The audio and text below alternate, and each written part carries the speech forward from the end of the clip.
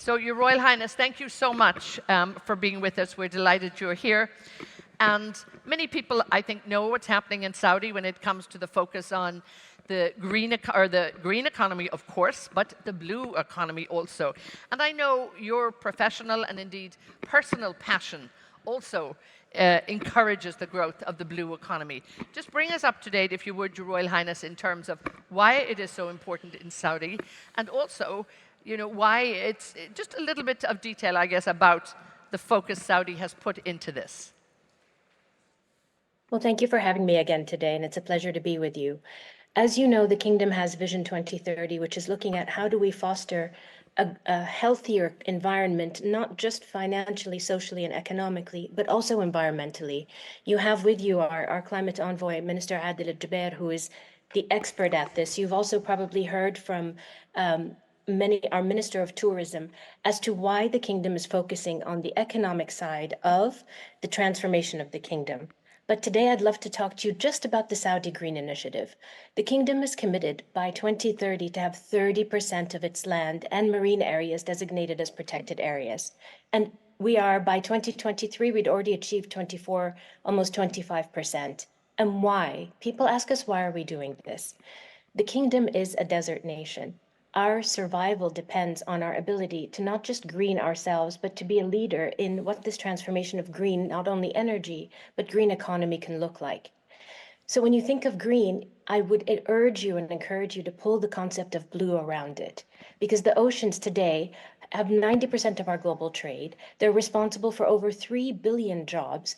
They are responsible also for, 350 million jobs, but the livelihoods of 3 billion people.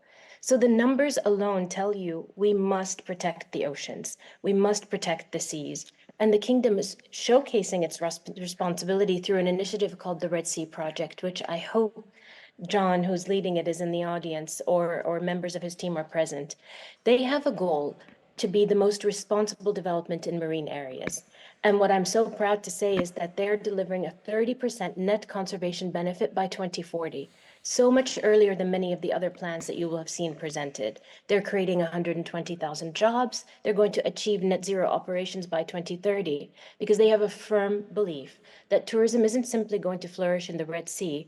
It has to come through the coral reefs. It has to come through mangrove restoration and conservation. And there's a value to that. There's a financial value, there's a financial return. But more than that, there is a value to humanity, there's a value to our oceans, there's a value to our world. And I would highly, highly encourage everybody in the audience, when you think green, please follow it with thinking blue. I like that. It is mix them both together. And again, we did hear, we really had an invitation from the tourist minister to all come visit Saudi, and now some of the projects in the Red Sea are beginning to open up. So it's looking wonderful, and I know the big focus is there.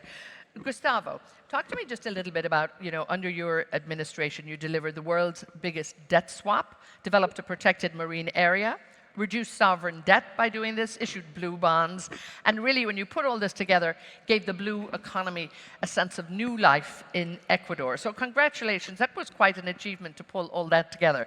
So just tell us, you know, briefly, how you managed to do that, Gustavo. Thank you, Eithne. Your Highness, good to see you again. Very nice to see you. You too. I would like to add two more numbers of the interesting numbers that Princess Reema said, is that one, every 2 breaths we make comes from ocean, the oxygen. 25% of the world's protein comes from oceans. So those, besides the numbers of Princess Reema shared with us, are 2 really important numbers why taking care of the blue economy. Being said that, yes, we accomplished last year the biggest debt swap for nature worldwide humanity has done. Ecuador, let me in some seconds share. We were facing a very ugly political environment. We were in the middle of impeachment. The country risk was in 2,000 points. A lot of different issues. Ecuador, it is the biggest fishery fleet in the Pacific East. So for us, giving up or resigning an area for fishing with basic unfulfilled needs, it is a really sign of maturity, of understanding economy and biodiversity. So we decided to create, together with Costa Rica, Colombia, and Panama, the biggest transborder marine reserve. But Galapagos was the core because of the biodiversity that it's born and raised and what we have. So we decided to create this marine reserve, and the world react positively. The US government, through the DFC, gave us a political risk insurance of $656 million with the guarantee of the US government through the DFC. So with those blue bonds, we bought current debt with very high risk of what we were facing because of the political situation, and we bought, with $656 million, we bought $1.6 billion. So we got $1.1 billion in sovereign debt reduction. Besides that, we received $450 million.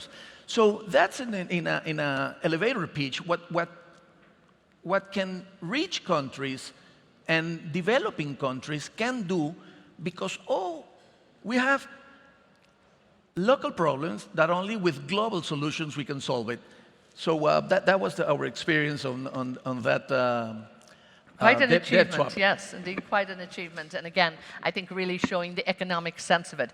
Your Royal Highness, it is about making economic sense of this and making sure that we can talk to investors and that they, get a return on investment. When you talk about protected areas, and it might not be music to their ears all the time, but how do we really get investors interested in making sure that they look at this and they look at the great potential? And I think what you've done, Enrique, too, you can see potential and see results. But what do you think they're waiting to hear? What do they need to hear to convince them?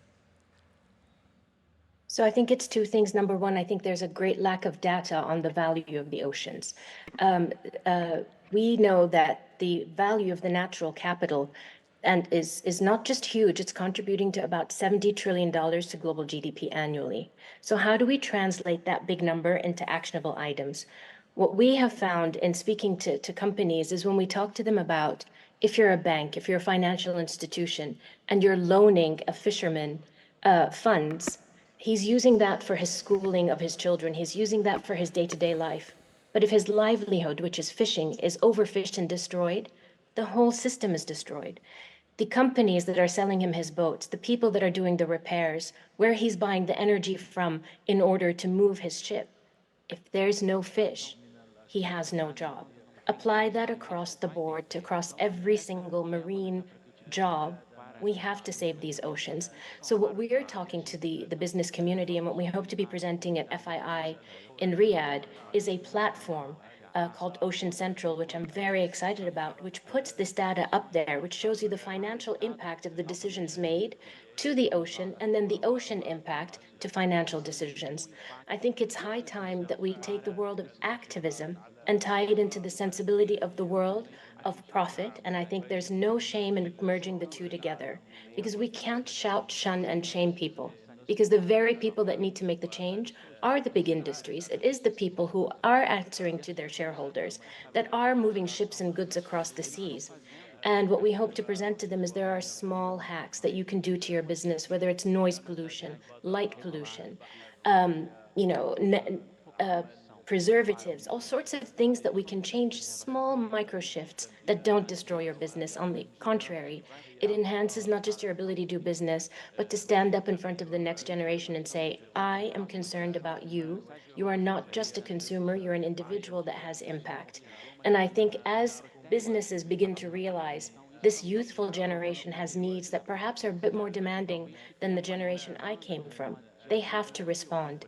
And I hope they don't wait till regulations come out and force them to change. I hope the change happens because they actually buy into the value of this beautiful natural resource that we have. And so what we hope to be creating, and by we, I mean the FII is supporting an initiative called The Wave, which is looking at how can we regenerate the ocean in one generation.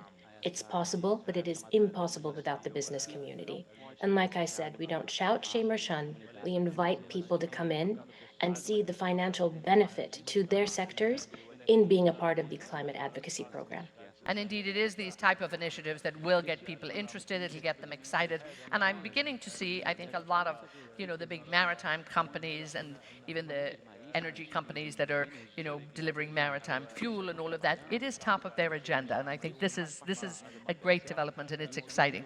Gustavo, talk to us, I suppose, how countries can actually leverage the possibilities of biodiversity, because particularly in developing countries, you've been an example, but let's spread the joy around and help others.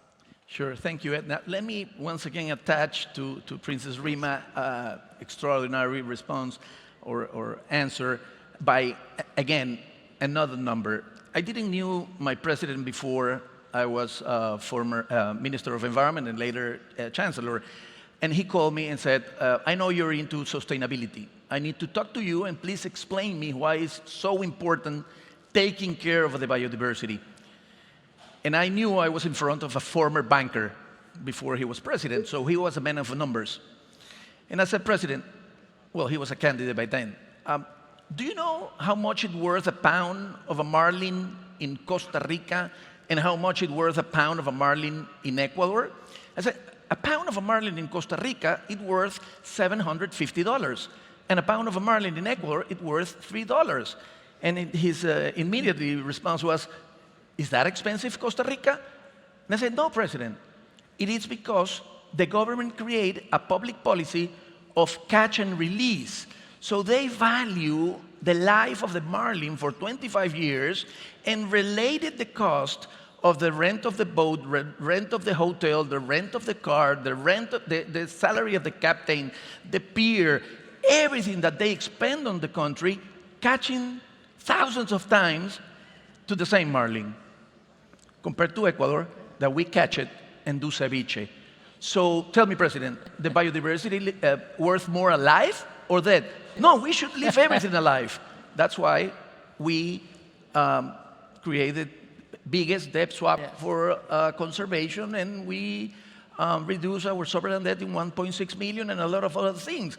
But the way you have to convince of the people that have the pen to change things, it is by numbers, not by explaining how much they capture in CO2 and other things. And my numbers are coming down at the moment, but very quickly before I let you go, and I'll go back to Her Royal Highness in a moment, how do we rally the community? Because this has to be a global effort. And regional, I think, is good, and then hopefully we'll go beyond that. But what do you think we need to be doing? Just a very quick summary. I can't imagine any project that it's not from bottom to top. So you have to engage the community in order to have a successful project. Your Royal Highness, again, just when we look at engaging the community, and again on a global level, I think the initiative in Saudi Arabia will have great regional impact. It's having it already. It's waking people up. I think it's waking people up around the world. Here we are with FII in Latin America right now, and we will be in other places. But again, this has to be the big global effort. Do you feel, and are you encouraged that we're getting more positive response on a global level? I'm encouraged because the young people are asking for this, and I assure you there's more of them than there are of us. I've given up being young a few years ago, but I hear them and I listen to them, and this is what they're asking for. They're asking us to be more responsible. And so the question is, how do we become more responsible? What do we offer them? And I think we need to reignite the joy and the beauty of the oceans. If you remember Jacques Cousteau, he inspired a whole generation of young people to love the sea. And I'm so proud to work with his daughter, Alexandra. But this is what we need. We need to bring the joy of the ocean back. But also, I can talk to every single CEO about how beautiful the ocean is. Yeah. Unless the business that he or she are leading is benefiting, it doesn't matter how beautiful the coral reefs are. This person still needs to respond to a shareholder. This person still needs to turn a profit and have an ROI. So thinking about all of the people who love the beauty of the ocean, how can we translate that beauty, to my colleague's point, into beauty, finance, jobs, economy, sustainability? Because at the end of the day, we have to recognize our health is interconnected. Yes. If we fail the oceans, we fail our young people. If we fail the forests, we fail our young people. So my personal mandate in working in this world, while I'm not a conservationist, I'm not a scientist, I'm simply an individual who understands the value of interconnected well-being, and that's my goal. My goal is to take the concept of interconnectivity, weave it together, and show value for everyone. Show value for why the world of advocates and activists really should work with the business community. Yes. Why the business community should just take a step back and make the changes that work for them. It's not against them, it's for them. And I hope if we can create this kind of synergy, this interconnectivity is what's going to change how we treat our world, how we treat our universe. And going back to something we talked about yesterday, it's dignity. It's bringing dignity back into the investments, back into our narrative, and back into our world. And we have the chance. We're here, we're talking about it. And the leaders of the world are listening. And so I think it's possible, and I'm hopeful. And on that very optimistic note, we thank you so much for joining us. And as we look at the beautiful ocean here every day, we miss you not being with us, but we look forward to seeing you in Saudi Arabia. And again, good luck with that great initiative with the waves and the initiative that you'll be putting together as FII continues. Once again, Her Royal Highness Ambassador Reema Bandar Al-Saud, thank you so much. And the Honourable Gustavo Manrique, good luck with all your great work and continue it because there's much to be done. Thank you both so much. Thank you.